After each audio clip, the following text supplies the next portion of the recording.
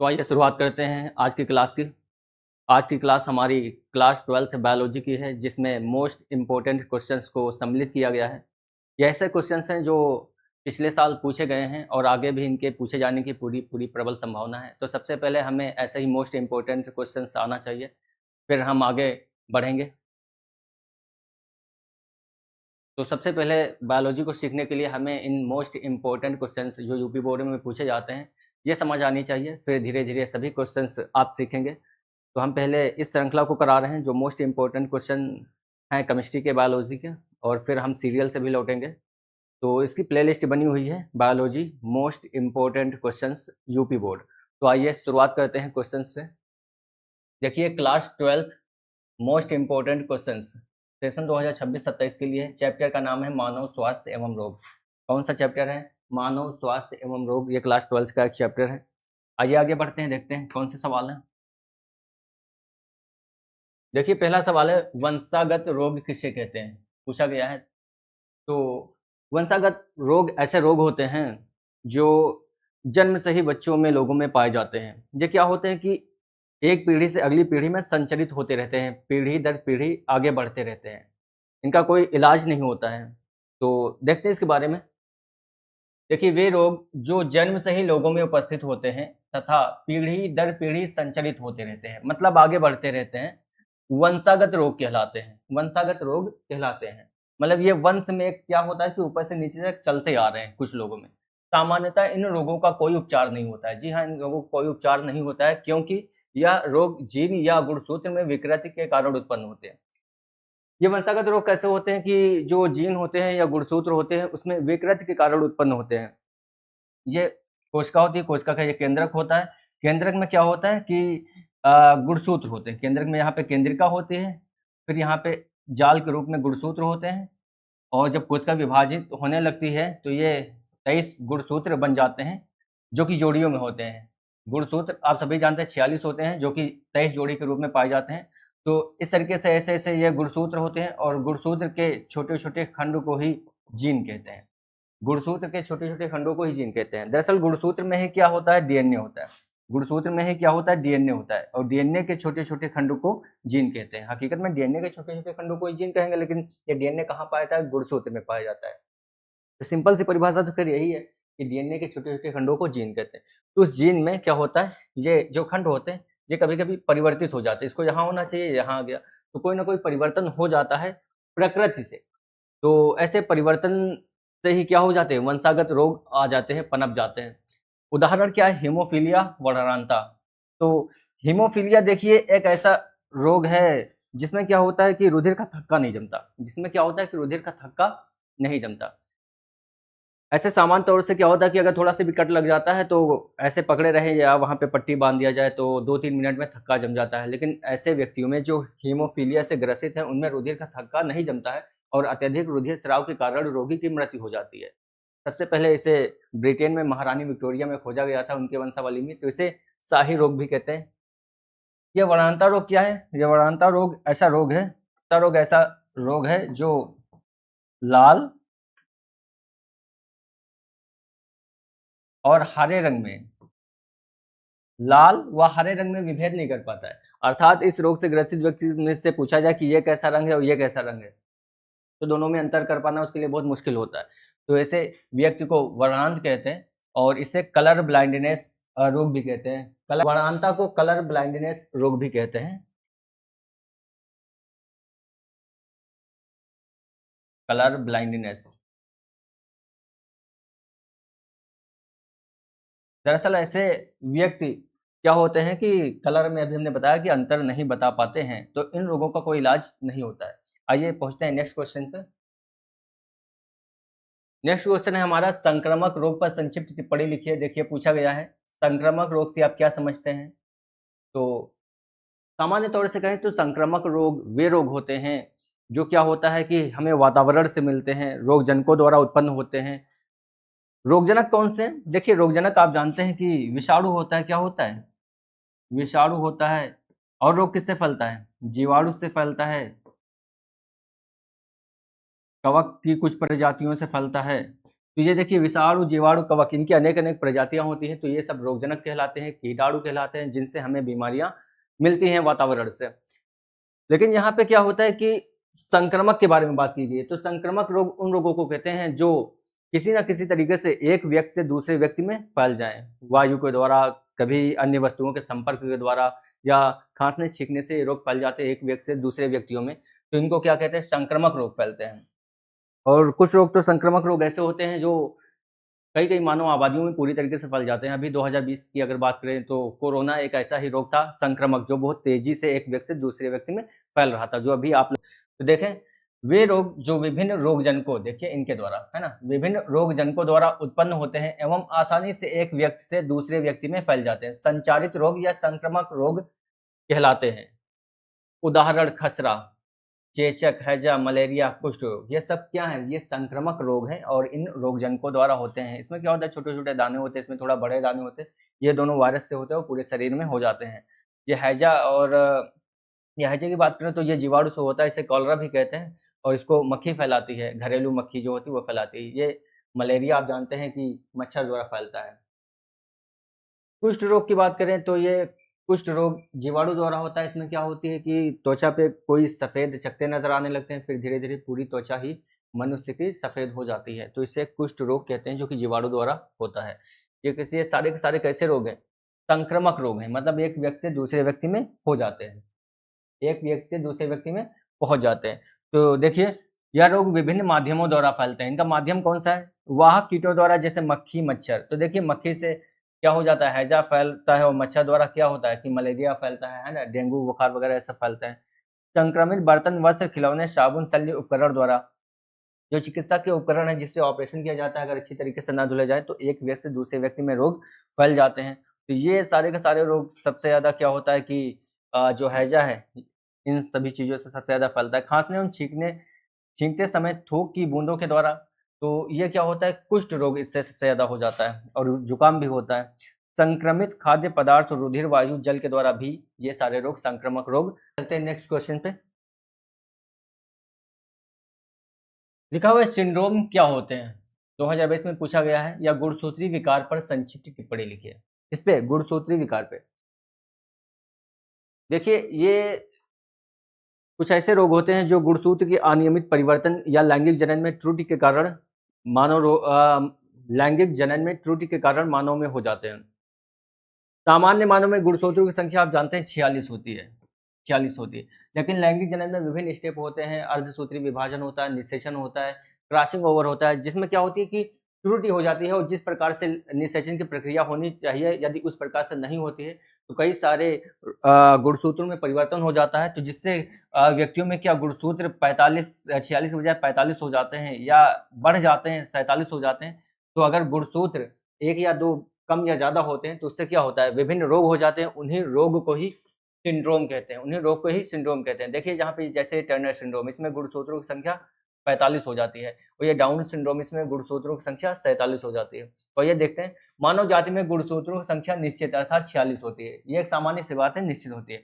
लेकिन लैंगिक जनन में त्रुटि के कारण क्या होता है कि जैसा लैंगिक जनन होना चाहिए नियम के अनुसार प्रकृति में जैसे चलता आ रहा है, यदि उसके अनुसार ना हो, विचलन खा जाए अपने नियम से, तो व्यक्तियों में गुणसूत्रों की संख्या क्या हो जाती है? अनियमित हो जाती है, अनियमित हो जाती है और इसी से उत्पन्न रोग को सिंड्रोम कहते हैं। इसी से उत्पन्न रोग को क्या कहते हैं? सिंड्रोम कहते हैं। सिंड्रोम विभिन्न प्रकार के होते हैं जैसे Turner syndrome, Down syndrome, Klinefelter syndrome भी होता है।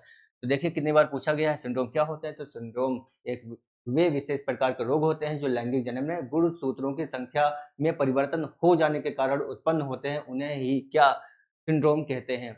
जैसे Klinefelter syndrome, Turner syndrome, Down syndrome, है ना? पहुँचते हैं नेक्स्ट नेक्स्ट क्वेश्चन पे हम देखते हैं। मेटास्टेसिस का क्या अर्थ है? व्याख्या कीजिए। देखिए मेटास्टेसिस, तो देखिए कुछ कोशिकाएँ जिनमें कैंसर की शुरुआत हो चुकी है, कैंसर प्रारंभ हो चुका है। तो कैंसर प्रारंभ होता है तो वो कोशिकाएँ दूसरी जगह पहुँच जाती हैं, एक जगह से दूसरी जगह पहुँच जाती हैं और वहाँ दूसरे कैंसर का निर्माण करती हैं। कैंसर दरअसल होने के कई स्टेप होते हैं। तो द्वितीयक कैंसर का जैसे ही निर्माण करती हैं, ट्यूमर कोशिकाओं का निर्माण करती हैं, तो उस अवस्था को ही मेटास्टेसिस कहते हैं। दरअसल कैंसर होता क्या है कि जब भी ये कोशिका होती है तो कोशिकाओं में सामान्य रूप से क्या होना चाहिए? विभेदन, विभाजन ये सब होना चाहिए। लेकिन सामान्य रूप से यदि कोशिका का केंद्रक कोशिका के विभाजन पर नियंत्रण खो दे तो कोशिकाओं में अनियमित परिवर्तन होने लगते हैं और ये अनियमित रूप से विभाजित होने लगती हैं, तो इस अवस्था को ही क्या कहते हैं? कैंसर कहते हैं।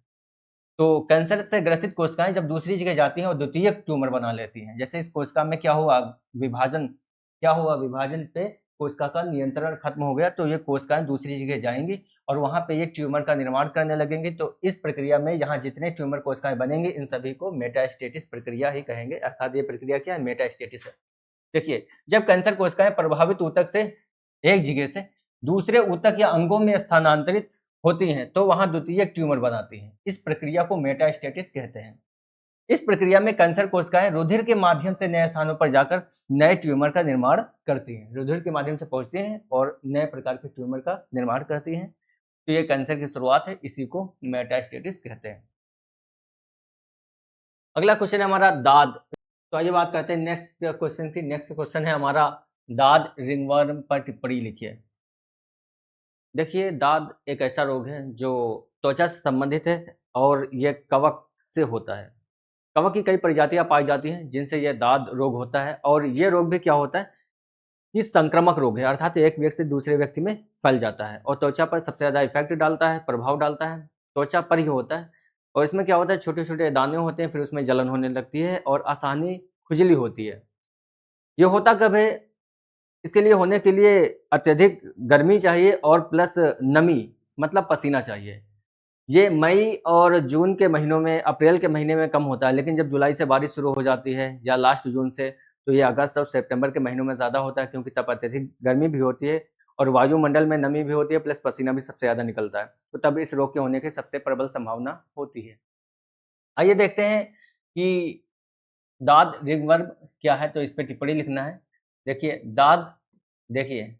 दाद एक त्वचा संबंधित रोग है जो कवक की अनेक प्रजातियों से होता है, जैसे माइक्रोस्पोरम और ट्राइकोफाइटोन। ये दोनों प्रमुख कवक की प्रजातियां हैं जिससे दाद रोग होता है। संक्रमण। देखिए, दाद आमतौर पर मिट्टी से या बिना नहाए हुए बिल्लियों, कुत्तों से तथा संक्रमित व्यक्तियों के तौलिया, कपड़े या कंघे का प्रयोग करने से हो जाते हैं। पसीने तथा नमी की उपस्थिति में ये शीघ्रता से फैलता है। तो पसीने तथा नमी की उपस्थिति में दाद रोग शीघ्रता से फैलता है। हम पहले ही बता चुके हैं कि पसीने तथा नमी की उपस्थिति में शीघ्रता से फैलता है और जैसे बिल्ली हैं, कुत्ते हैं, ये सब क्या घरों में पाले जाते हैं, तो इनको क्या हमेशा साफ और स्वच्छ रखें क्योंकि अगर ये गंदे होंगे तो इनसे भी क्या होता है? दाद का संक्रमण इनसे मनुष्यों में हो जाता है और फिर एक व्यक्ति से दूसरे व्यक्ति में ये भी फैल जाते हैं इस तरीके से। देखिए लक्षण, इस रोग में त्वचा पर दाने निकल आते हैं जो बाद में लाल हो जाते हैं। इनमें अत्यधिक खुजली होती है। क्या होती है? इनमें अत्यधिक खुजली व जलन होती है। रोकथाम एवं उपचार की बात करें तो दाँत की रोकथाम के लिए व्यक्तिगत स्वच्छता पर सबसे ज़्यादा ज़रूरी है कि ध्यान देना चाहिए और कभी भी गर्मी के मौसम में गीले कपड़े या पसीने से भीगे हुए कपड़े ना पहने और डेली क्या होना चाहिए कि नहाना चाहिए। कवक रोधी क्रीम, पाउडर, स्प्रे बहुत सारे आदि ऐसी चीज़ आती हैं, खास करके पाउडर वगैरह जिससे त्वचा पे नमी नहीं बन पाती है, तो इन सभी की चीज़ों का यूज़ करना है, जिससे दाँत रिंगवर्म से बच सके। आइए पहुँचते हैं नेक्स्ट क्वेश्चन पे। अगला क्वेश्चन है इंटरफेरॉन पर टिप्पणी लिखिए। देखिए इंटरफेरॉन क्या है? प्रतिरक्षी क्रियाओं में इनका क्या महत्व है, समझाइए। देखिए इंटरफेरॉन एक विशेष प्रकार की कोशिकाएँ होती हैं। इंटरफेरॉन एक विशेष प्रकार की कोशिकाएँ होती हैं। ये ऐसी कोशिकाएँ होती हैं जो खुद तो विषाणुओं से संक्रमित होती हैं, लेकिन अपने आस-पास की कोशिकाओं को विषाणुओं के संक्रमण से बचाती हैं। देखिए, ये बहुत सारी कोशिकाएँ हैं। ये बहुत सारी पास-पास में कोशिकाएँ हैं। अब मान लीजिए ये वाली कोशिका विषाणु के संक्रमण से प्रभावित है। क्या है? संक्रमित है। क्या है? संक्रमित है। ये वाली कोशिका विषाणु से संक्रमित है। अब ये क्या होगी कि इसमें तो विषाणु का संक्रमण हो गया है, लेकिन अब ये पास वाली कोशिकाओं में इससे विषाणुओं का संक्रमण नहीं होगा। ये पास वाली कोशिकाएँ, इसके पास वाली सारी की सारी कोशिकाएँ विषाणुओं के संक्रमण से बची रहेंगी। तो इस कोशिका को ही इंटरफेरॉन कोशिका कहेंगे। इस कोशिका को क्या कहेंगे? इंटरफेरॉन कोशिका कहेंगे। तो इंटरफेरॉन कोशिका क्या करती है कि आसपास की कोशिकाओं को विषाणुओं के संक्रमण से बचाती है, इसीलिए इस कोशिका को प्रतिरक्षी कोशिकाएं कहते हैं। अर्थात ये कोशिकाएं क्या करती हैं कि प्रतिरक्षी क्रिया में भाग लेती हैं। आइए देखते हैं। देखिए इंटरफेरॉन में विशेष प्रकार की कोशिकाएं हैं जो स्वयं तो विषाणुओं से संक्रमित होती है। मैंने बताया ना, स्वयं तो विषाणुओं से संक्रमित होती है, लेकिन पास की कोशिकाओं को विषाणुओं के संक्रमण से बचाती है। आसपास की कोशिकाओं में विषाणुओं का संक्रमण पनपने नहीं देती। कौन? ये। क्योंकि ये एक विशेष प्रकार की ग्लाइकोप्रोटीन स्रावित करती है, और ये प्रोटीन क्या करती है? दरअसल विषाणु जो होता है, तो विषाणु में क्या होता है? एक प्रोटीन खोल होता है। विषाणु में क्या होता है? एक प्रोटीन खोल होता है आवरण, और इसके अंदर एकल सूत्री या तो डीएनए पाया जाता है। क्या होता है? या तो डीएनए होता है या फिर आरएनए होता है।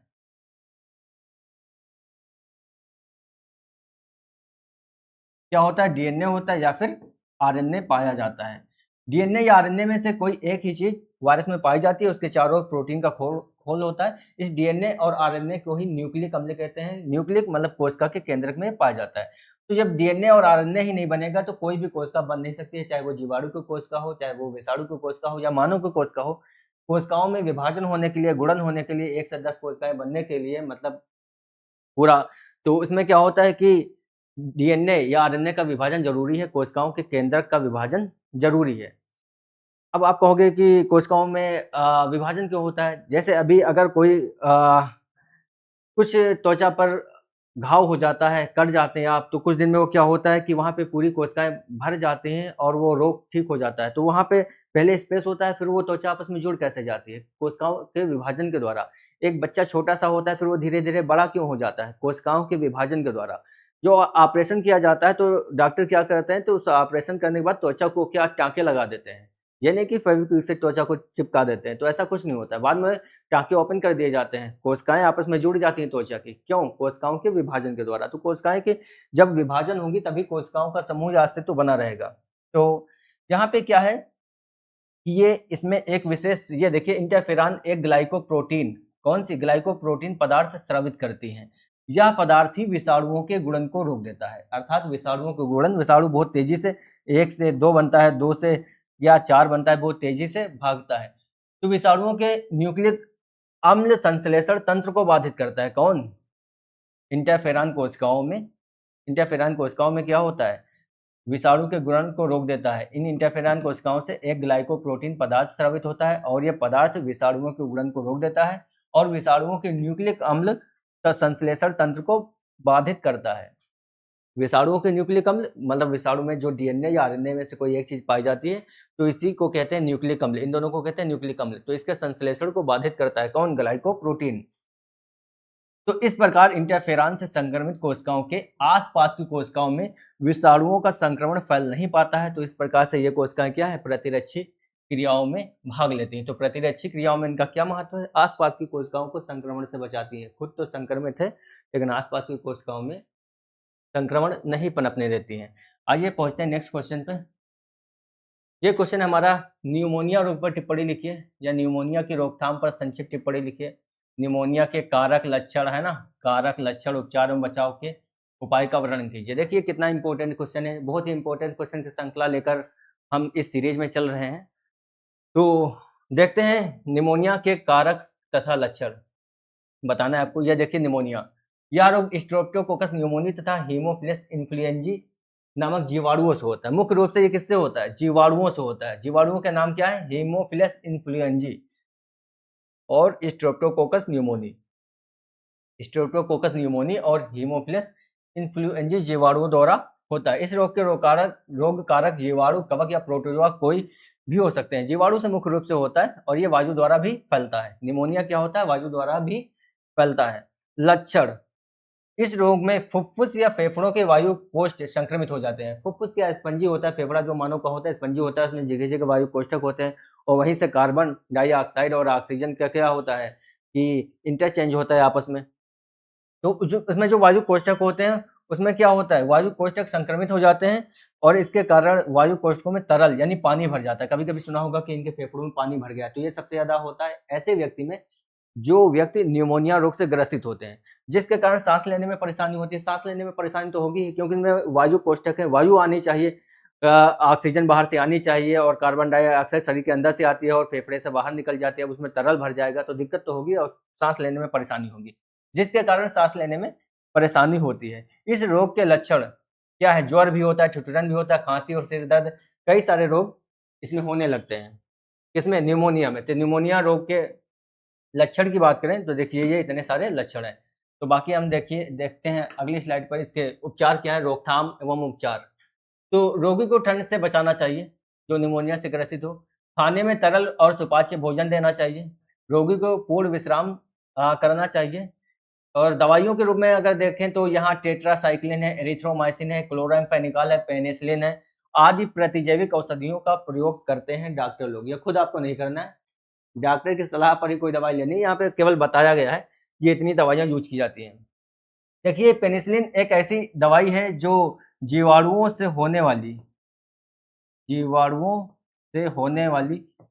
90% दवाइयों में ये पेनिसिलिन प्रतिजैविक प्रयोग की जाती है। ये दरअसल करते क्या है, ये जीवाणु होता है, जीवाणु के चारों तरफ ये कोशिका भित्ति होती है। जीवाणु के चारों तरफ क्या होती है, जैसे पौधों में कोशिका भित्ति पाई जाती है वैसे ही जीवाणुओं में भी कोशिका भित्ति पाई जाती है।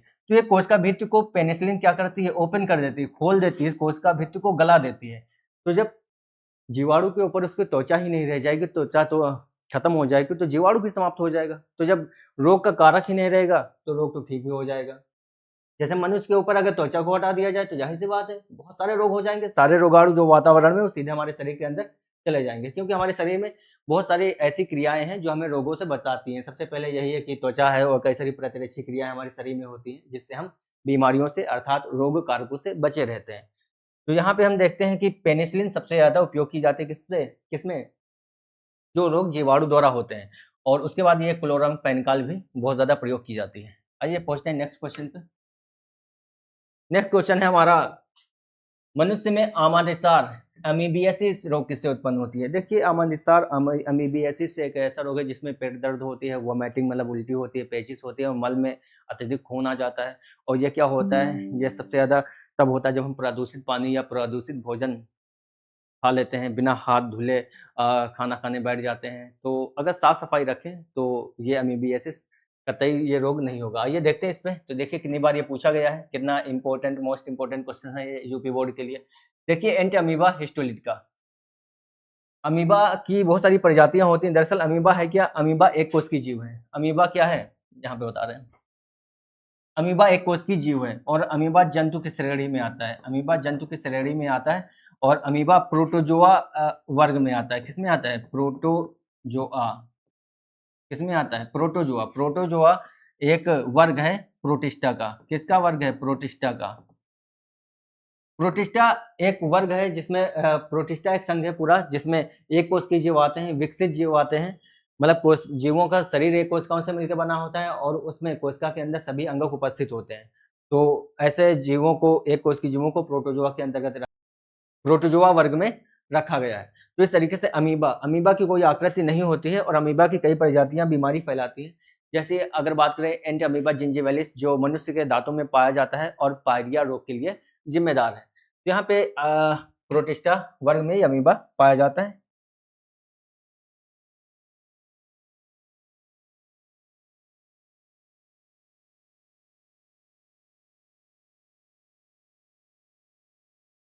तो आइए बात करते हैं एंटी अमीबा हिस्टोलिटिका। मानव शरीर की आंत में पाया जाता है। कहाँ पाया जाता है, आंत में पाया जाने वाला अंतः परजीवी प्रोटोजोअंस। देखिए प्रोटोजोअंस क्योंकि प्रोटोजोआ वर्ग में आ रहा है तो अंतः परजीवी है, मनुष्य की आंत में पाया जाता है जो अमीबी पेचिस या अमातिसार रोग उत्पन्न करता है। घरेलू मक्खी सबसे ज्यादा इसके वाहक होती है।